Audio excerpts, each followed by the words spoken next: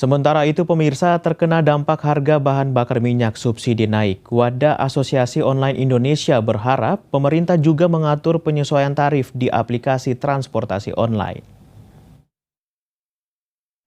Naiknya harga bahan bakar minyak bersubsidi sangat berdampak pada para pengguna BBM subsidi, yakni pengemudi transportasi online.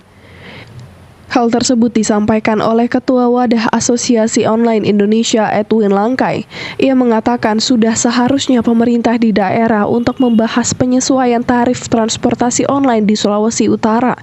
Kami dari Wadah Asosiasi Online Indonesia, wadah yang menaungi puluhan komunitas taksi online Indonesia, menanggapi terhadap kebijakan pemerintah terhadap kenaikan harga BBM, kami bukan menolak, kami menerima, karena kami sudah pikir bahwa apa yang dibuat pemerintah itu pasti itu terbaik buat kita semua.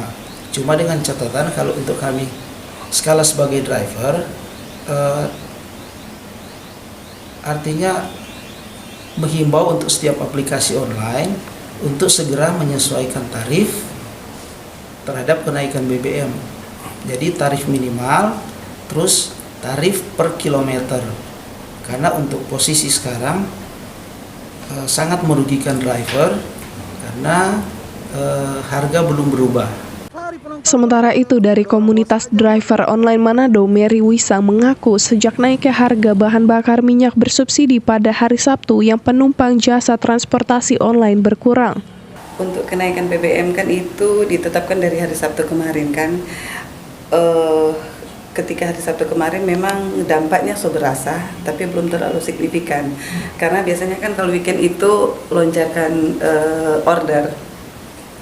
Tapi untuk hari Senin ini, sebelum kita ke sini, kita sudah datang di beberapa home base komunitas driver taksi online. Di situ terjadi bukan lonjakan order tapi lonjakan driver. Dalam arti kata, driver ini kumpul karena memang order sepi.